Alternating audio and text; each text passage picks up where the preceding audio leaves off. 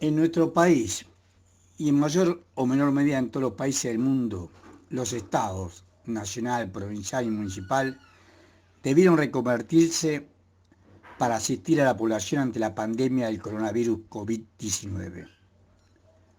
Que se haya descubierto la vacuna contra el flagelo es un gran paso, pero también encuentra presto al Estado Nacional para adoptar las medidas del caso para su producción y distribución.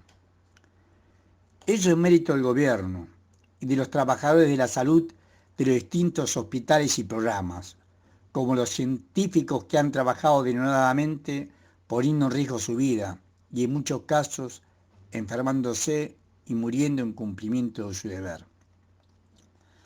El médico Héctor Manuel Bornés, que se desempeñó durante más de 30 años en el Hospital Municipal Ángel Marcete y Cañuelas, falleció la semana pasada en el Hospital Regional Cuenca Alta Néstor Kirchner de esa localidad, víctima del coronavirus.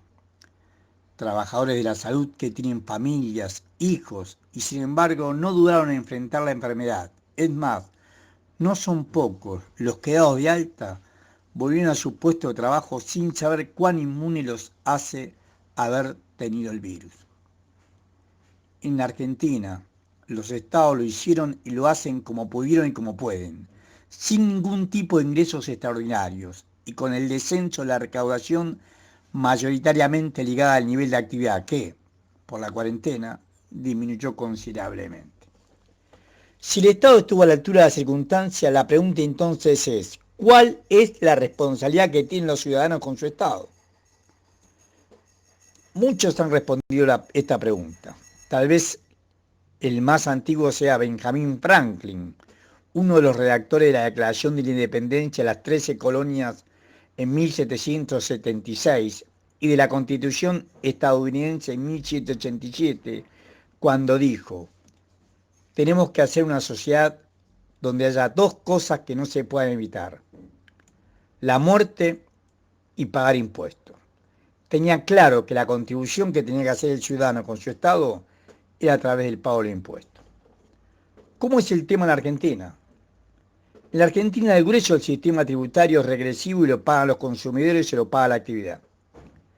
El gravamen a la propiedad de la tierra, por ejemplo, por la Constitución Nacional le corresponde a las provincias, que se cobra a través del impuesto inmobiliario rural.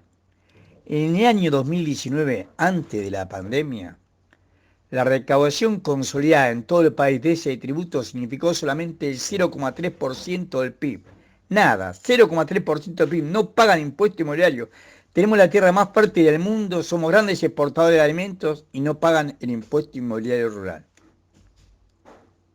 Si lo extendemos a los bienes personales, que es la forma nacional en que se grava la riqueza, lo mismo, declaran lo que quieren, la ley está a favor de ellos, entran a pagar cuando superan los 2 millones de pesos, una alícuota del 0,25, después crece hasta ser el 2,25%, pero están exentas las viviendas hasta un valor de 18 millones de pesos y se excluye expresamente la propiedad rural. La recaudación de este impuesto fue nimia. En el año 2019 se recaudó 31.183,8 millones de pesos. O sea, el 0,18% del PIB. 0,18% del PIB. A la tierra, 0,3%. De la riqueza, 0,18% del PIB. ¿Cuánto es el IVA, que es un impuesto al consumo y que pagamos todos? 10% del Producto Bruto.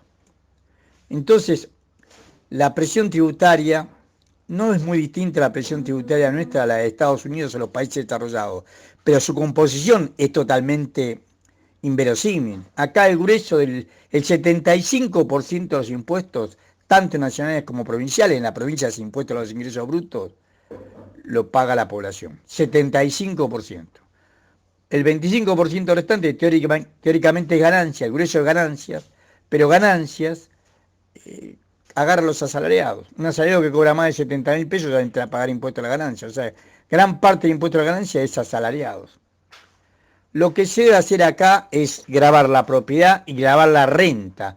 La renta, la diferencia que tiene entre el costo internacional y el costo nuestro. Por ejemplo, la renta agraria, porque nosotros tenemos tierras muy fértiles y por supuesto el rinde de nuestra tierra es muy superior al resto del mundo.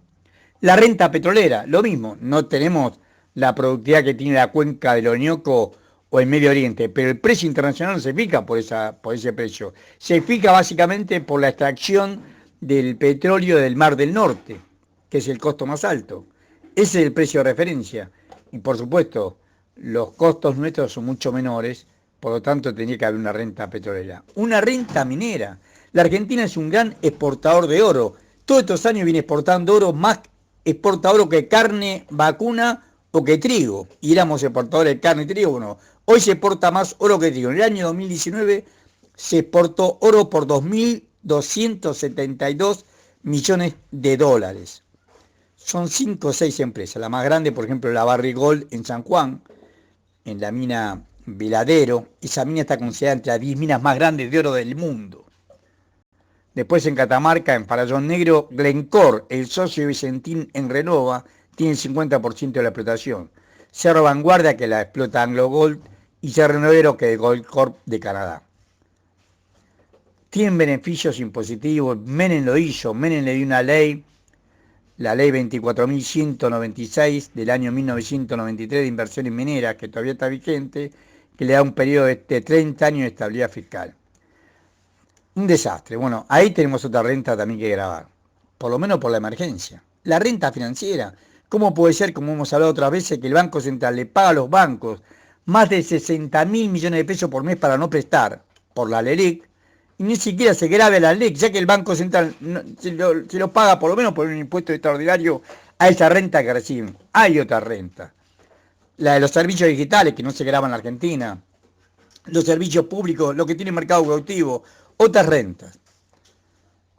Hay que grabar el patrimonio y la renta. La única forma que tenemos nosotros de hacer solidario con nuestro Estado, que ha demostrado claramente su utilidad en la lucha contra el flagelo del COVID-19, es que se grave la propiedad y la renta.